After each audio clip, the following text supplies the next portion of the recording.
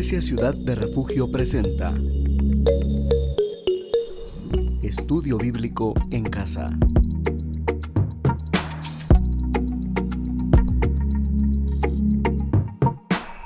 Mucho gusto, de verdad que es un gusto saber que usted está aquí pendiente de estos estudios. Estamos avanzando en este tema. Es un tema muy profundo, es un tema que realmente merece que nosotros le dediquemos tiempo. Y qué bueno que usted le está dedicando el tiempo necesario, qué bueno que usted está nuevamente en sintonía. Bendecimos su vida y le agradecemos también por eso. Hoy vamos a hablar de la ciudadanía del reino y el sistema económico de Dios. Muy bien, pero antes vamos a pedir ayuda, vamos a pedir dirección. Bueno, acompáñeme a orar para pedir ayuda y dirección. Padre, en esta hora estamos delante de ti, queriendo, Señor, conocer más de ti. Queremos, Señor, movernos en este reino con conocimiento. No queremos ser ignorantes, Padre Celestial, de las leyes y de los principios que están en tu palabra. También queremos pedir la guianza del Espíritu Santo, la ayuda del Espíritu Santo, para que nosotros podamos, Señor, entender esos misterios, recibirlo en nuestro corazón y que dé fruto. En el nombre de Jesús. Amén. Muy bien, la semana pasada nosotros vimos y en todos estos programas anteriores hemos estado viendo cuál es la diferencia entre los países del norte y del sur, esa ascendencia pues en Europa y también en América, en donde esos países del norte han puesto en práctica los principios bíblicos y los del sur no, porque han tenido una ascendencia católica y la cultura ha sido diferente. Ahora yo quiero mostrarle a usted ¿qué ha pasado con esas naciones hoy en día? Eso fue en el pasado, cuando se iniciaron, cuando pusieron las bases, sentaron las bases y los fundamentos. Todo cómo empezó a fluir en todas las áreas, en la educación, en la economía, en la forma de vivir, en esa cultura social que ellos tenían, una cultura pues de una u otra manera más tranquila que la que hoy tienen. ¿Qué ha pasado en este tiempo? ¿Qué ha sucedido hasta el día de hoy? Pues déjeme decirle que en esas universidades donde se meditaba la palabra, en esas escuelas donde se meditaba la palabra, en esas casas y esos hogares donde la palabra era el fundamento, ahora ya no. Se sacó la Biblia de todas las áreas de la política, se sacó de la educación, se sacó de los hogares y de hecho hasta en las iglesias, porque ahora hasta leemos poco también la Biblia en las iglesias. Mire, esto ha repercutido y ha repercutido con situaciones terribles. Hoy precisamente veía qué cantidad de abortos han habido, por ejemplo, en Estados Unidos. Y mire, es interesante, los datos se presentan por año. Entonces hice una suma del año 1970 a la fecha, al año 2016 y se va a impresionar. La cantidad de abortos ha sido de 45.768.730. Es el equivalente a España, a Uganda, a toda Centroamérica junta con Belice y Panamá. Imagínense, Canadá tiene 38 millones, Guatemala pues andamos rondando entre los 20 millones. Imagínense qué cantidad de niños que se ha matado a través del aborto.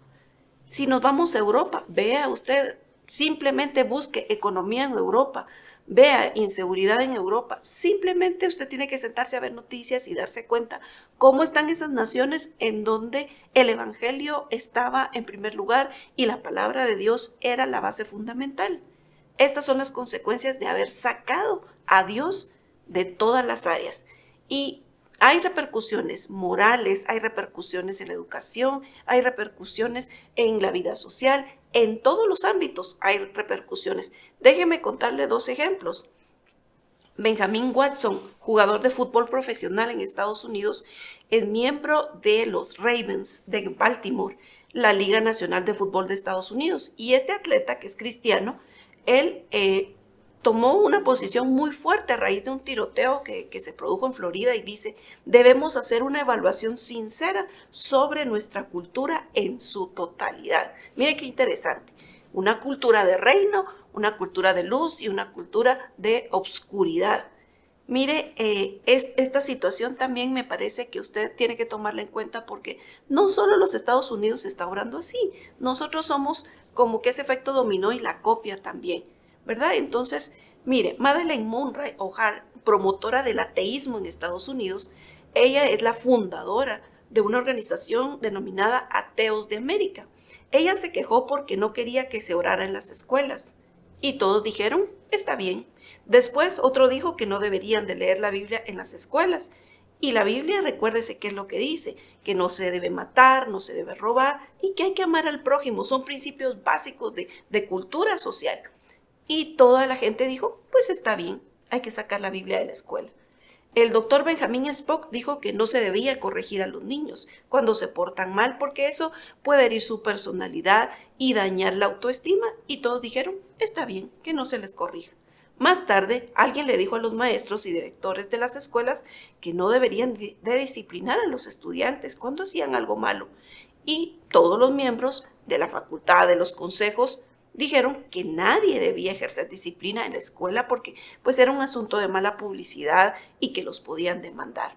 Recuérdese que hay una diferencia marcada entre corregir y disciplinar o golpear y humillar, es totalmente diferente.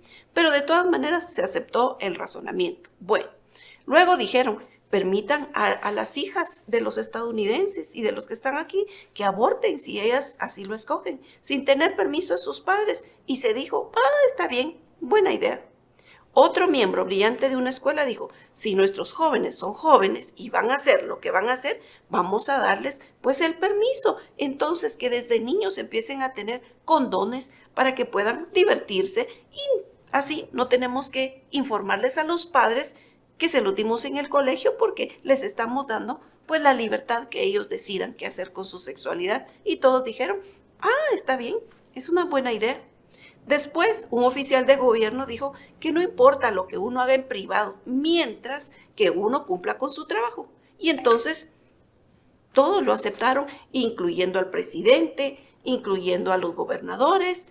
No importa lo que hagan en privado, entonces siempre y cuando mantengan la economía. Bueno, y más tarde dijeron, bueno, vamos a hacer pues de la mujer y del hombre algo que se le llame apreciación a la belleza del cuerpo, lo vamos a llamar arte. Y no importa que las mujeres y los hombres estén ahora desnudos y que todo el mundo lo pueda ver a través del internet, a través de los medios de comunicación social. Y entonces todos dijeron, está bien porque es un derecho a la libre expresión.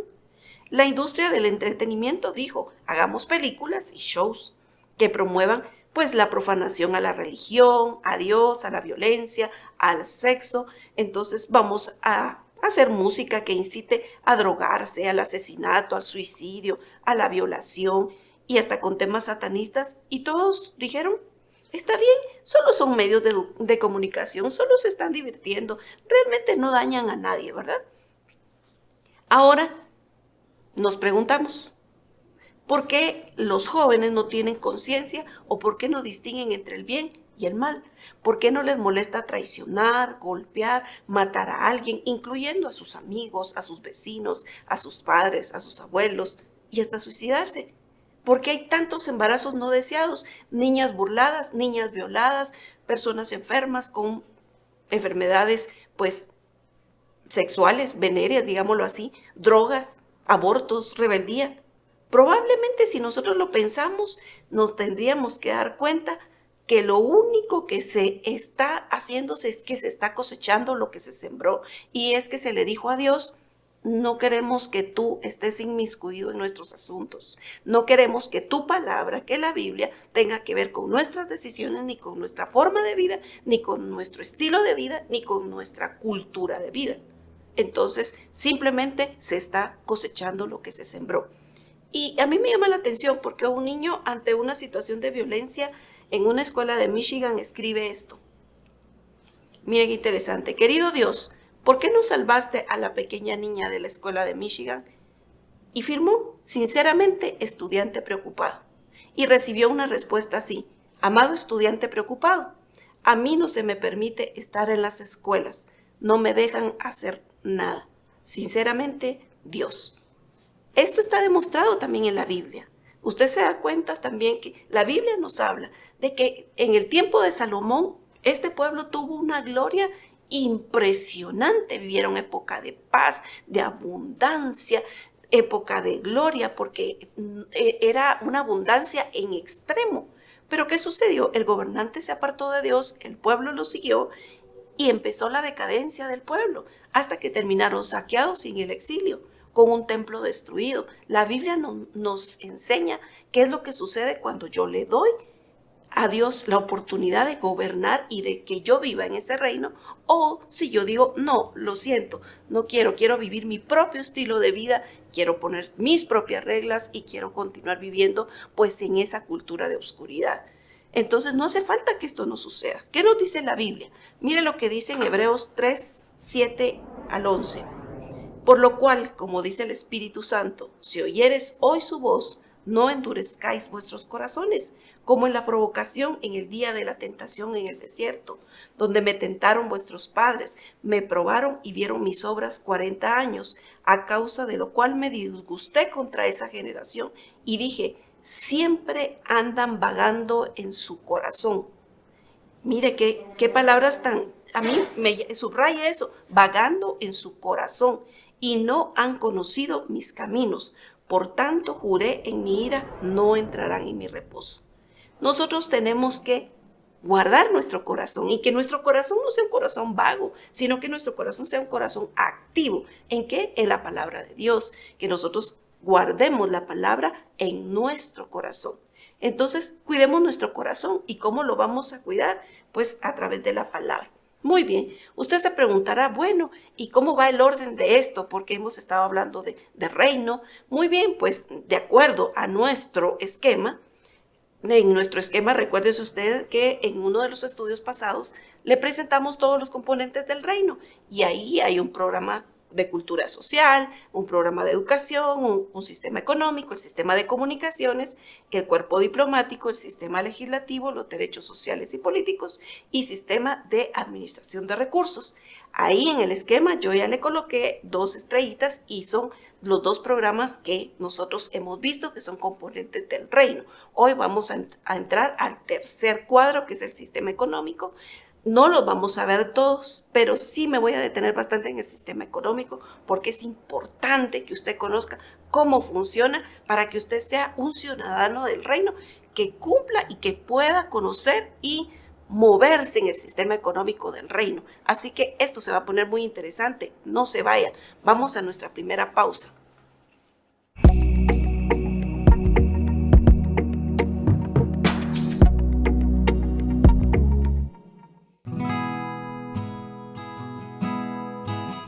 ¿Tienes un minuto para hablar con Dios?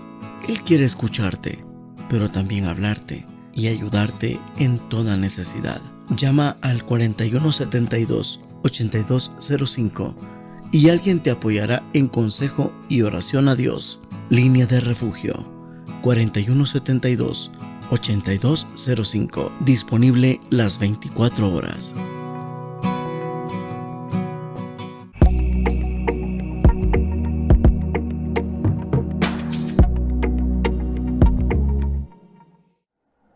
Muy bien, como hijos de Dios que pertenecemos a este reino, nosotros somos, pues recuérdese que somos reyes y sacerdotes. Entonces somos parte de la realeza. Y al ser parte de la realeza, nosotros tenemos que entrar en este reino con cierta capacitación, con cierto entrenamiento.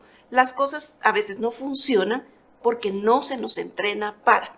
Usted puede ingresar a un nuevo trabajo y si no tiene el entrenamiento adecuado, no es precisamente que usted no funcione o que usted no sea capaz, es que no se le enseñó. Y para eso estamos hoy aquí, para recibir un entrenamiento cuidadoso, un entrenamiento para que nosotros podamos comportarnos como reyes. Entonces, ¿qué quiere decir? Que nosotros somos gobernantes en proceso de formación. Somos reyes en proceso de formación. Así que no se pierda todos estos programas porque de una u otra manera nos están enseñando a cómo comportarnos, a cómo actuar, a cómo tener una actitud también de reinos y no vivir en la ignorancia. Muy bien, le voy a enseñar 2 ejemplos. Uno de ellos es el presidente Peña Nieto.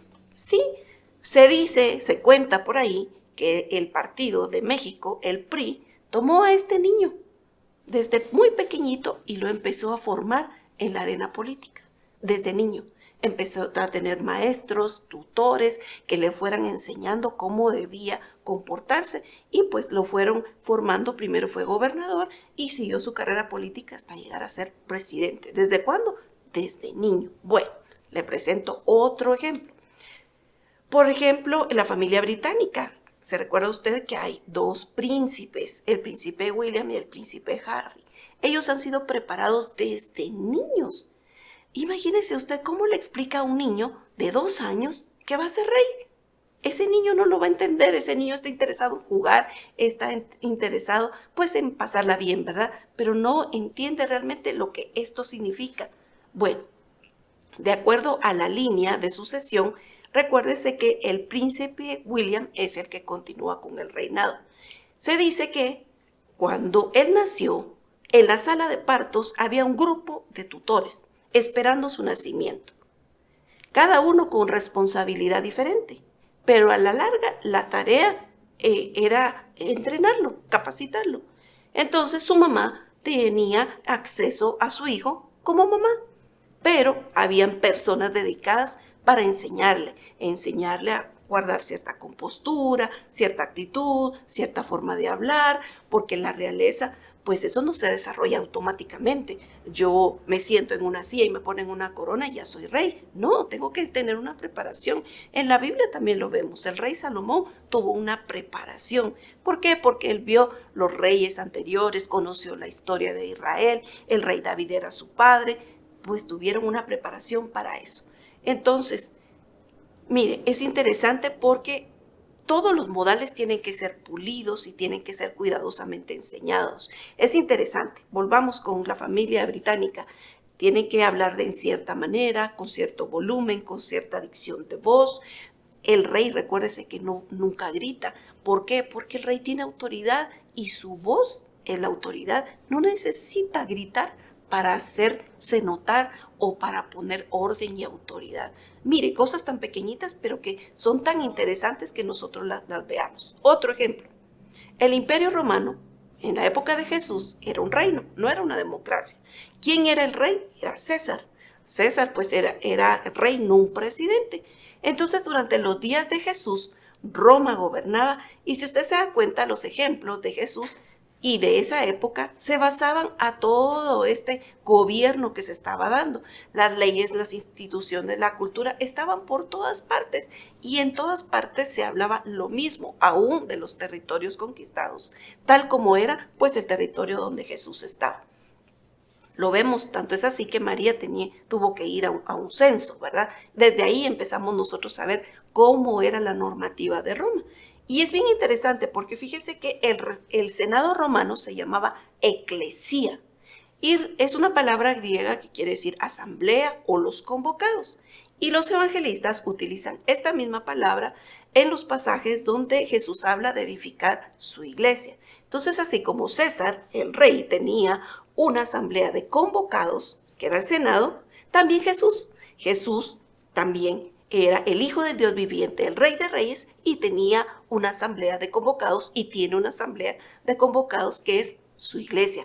Usted y yo somos los convocados. Entonces, ahora usted me dirá, pero ¿y cómo se comporta un rey? ¿Cómo me tengo yo que comportar como rey en el reino de los cielos? No se preocupe, porque usted tiene un tutor, usted tiene un entrenador que tiene todo el conocimiento total, que conoce cómo es el ambiente del reino, las reglas, que conoce los principios y que le guía toda la verdad. Ese tutor se llama Espíritu Santo. Así que usted déjese llevar y diga al Espíritu Santo, enséñame cómo funciona esto del reino. Yo quiero aprender a vivir en esa cultura del reino. Así que mire lo que dice Juan 14, 16 y 17. Dice, yo le pediré al Padre y Él les dará otro consolador para que los acompañe siempre, el Espíritu de verdad, a quien el mundo no puede aceptar porque no lo ve ni lo conoce, pero ustedes sí lo conocen porque vive con ustedes y estará en ustedes. Pero el Consolador, el Espíritu Santo, a quien el Padre enviará, en mi nombre les enseñará todas las cosas y les hará recordar todo lo que les he dicho. Así que no se preocupe, usted puede decir, pero es que cuando yo leo la Biblia, a mí todo se me olvida, nada se me queda. No se preocupe, pídale al Espíritu Santo y dígale, por favor, ayúdame a recordar, porque la palabra de Dios dice que yo tengo la mente de Cristo. Entonces, como ciudadano del reino, ¿yo qué tengo que hacer? Hablar las palabras del rey, ocuparme de los intereses del rey, hablar solo en nombre de ese reino, mantener la comunicación con el rey constante, pasarle informes y llevar a cabo las políticas establecidas por el rey, que no se le olvide. Bueno, ¿cómo funciona la economía en el reino de Dios? Fácil. Se puede definir con una palabra y la palabra es administración. Ya vimos un poquito aquí al respecto, pero vamos a profundizar el día de hoy. En el momento de que Dios creó al hombre, le dio dominio sobre todo el reino físico. Recuérdese usted que él tenía la capacidad de gobernar pues, sobre los animales y sobre todo donde él vivía. Dicho de otra manera, Dios vino y convirtió en rey a Adán. Le dio gobierno, le dio las formas para regir, para controlar, para administrar y para liderar sobre el Edén. Bueno, aquí hay una distinción bien importante, que Dios nos dio a nosotros gobierno y no propiedad. Ojo con esto. Entonces, ¿por qué nosotros decimos mi casa, mi carro, mi trabajo, mi dinero? Si realmente el propietario de todas esas cosas es Dios. Nosotros solo somos administradores. Y legalmente hay una base fundamental que es eso. Se nos dio a nosotros el poder de administrarlo bajo un acuerdo administrativo, un acuerdo que si usted quiere lo podemos llamar mandato de dominio. Entonces, bajo ese mandato, el propietario puede pedir cuentas cuando él desee y nosotros estamos obligados a rendirle cuentas. Ahora se le llama a eso transparencia, ¿verdad? Darle una buena rendición. Entonces nosotros tenemos que estar conscientes que Él nos juzgará un día por el manejo de sus activos o de sus bienes. Es exactamente lo mismo como que si usted tiene una casa y se la da a alguien en arrendamiento, pues si esa casa se quema, usted tiene que pedir cuentas sobre esa casa. Si esa casa, pues usted llega un día y usted la ve y dice, ay, la pintó, el chorro tenía goteras y arregló el chorro, la tubería estaba mal, pero la casa no le pertenece a él, pero la está administrando bien. Aunque simplemente se le dio para cuidarla, pero está siendo un buen administrador. Nosotros tenemos que empezar a considerar la base principal de la economía de Dios, y es esta, que Dios es el dueño de todo. Vea lo que dice la Biblia en 1 Crónicas 29, 11 y 12. Dice, tuya es Jehová, la magnificencia y el poder, la gloria, la victoria y el honor, porque todas las cosas que están en los cielos y en la tierra son tuyas. Tuyo, Jehová, es el reino, y tú eres excelso sobre todos. Las riquezas y la gloria proceden de ti, y tú dominas sobre todo. En tu mano está la fuerza y el poder, y en tu mano el dar grandeza y poder a todos. Bueno, teniendo claro esto, es que Dios es el dueño de todo y yo soy su administrador. Bueno, 3 razones por las cuales el hombre no posee nada. Y es bien simple, es solo cuestión de lógica. Uno es porque el hombre no puede crear nada. No tenemos la capacidad de crear nada. ¿Por qué? Porque no tenemos nuestros ingredientes o nuestros insumos o nuestros recursos propios. El creador es el que tiene pues la propiedad de algo. Por ejemplo, usted me podría decir, pero yo sí puedo crear pasteles. Muy bien, es cierto, usted tiene la habilidad o el don para hacer pasteles, pero usted para hacer un pastel necesita harina. ¿De dónde proviene la harina? Del trigo. ¿Y el trigo de dónde crece? En la tierra. ¿Y la tierra de quién es? De Dios. Muy bien, usted necesita huevos. Pues está bien, ¿de dónde vienen los huevos? De la gallina. Y la gallina es un animal que Dios creó. Usted necesita leche. Y la leche, pues proviene de la vaca. Y la vaca es un animal que Dios creó. Y así podría yo seguir. Ay, es que mi carro, solo le voy a dar un ejemplo. Bueno, las llantas. Las llantas son de hule, de caucho, y se sacan de un árbol. Y ese árbol, ¿qué le parece? Que también pues nace en la tierra, y ese árbol le pertenece a Dios, porque de Él es la tierra. Entonces el hombre no puede crear nada. El hombre no tiene control absoluto sobre nada. Nada. Usted no puede decir, bueno, yo necesito que llueva hoy, ahorita, porque necesito que mis plantas estén hidratadas para que puedan producir. No. Incluso usted puede decir, bueno, compré una casa y tengo el título de propiedad y está en el registro y esta casa es mía. Muy bien. Pero de repente viene el gobierno y le dice, fíjese que necesito una carretera ahí, en medio de su casa. Y usted puede decir, pero bueno, entonces págueme algo. Entonces viene y el gobierno llega un tiempo y dice, le voy a pagar tanto. No lo que usted quiere o lo que usted considera que es el valor de su casa, sino le dan un precio. Después de eso, si usted decía, no, esta es mi casa, es mi propiedad y yo voy a pelear por ella, me voy a ir a juicio, viene y le expropian. ¿Por qué? Porque a la larga el suelo le pertenece al Estado. Pues exactamente eso, si nosotros no tenemos control absoluto de ninguna propiedad. Y por otra parte, Dios ya lo posee todo. Entonces, hay varias razones por qué el hombre piensa que es dueño de algo. Una es el orgullo y otra es que rechaza el cargo que Dios le ha dado, y es el ser mayordomo o administrador. Muy bien, para que usted continúe aprendiendo, le esperamos en el próximo programa, donde vamos a aprender principios económicos, principios de reino. Pero el día de hoy, quedémonos con esto. Y el Señor, enséñanos a ser administradores y a cumplir la función por la cual tú nos has creado en este reino y nos has llamado para que nosotros podamos ser administradores de lo que nos has dado. Padre, en esta hora yo te agradezco. Gracias por tu palabra. Gracias, Señor, por tu carácter, Padre. Gracias por el amor que tienes y porque te plació, Señor, darnos. Y como dice tu palabra, si nos diste a Jesucristo, juntamente con Él nos has dado todas las cosas. Padre, con Jesucristo nos has dado todas las cosas para la vida y para la piedad. Permítenos, por favor, abrir nuestros ojos y poder ver cuánto nos has dado, cuán ricos somos, Señor. Nos has abierto la puerta, Padre Celestial, del cielo para darnos las riquezas celestiales. Así que muchas gracias, Señor. Y que las riquezas, al decir que solo es dinero, estamos en desconocimiento, porque las riquezas que tú tienes para nosotros son en todas las áreas de nuestra vida. Danos la sabiduría para administrarlas correctamente. Gracias, Señor, por tanto amor y por colocarnos en un lugar especial. En el nombre de Jesús. Amén. Lo esperamos en el próximo estudio.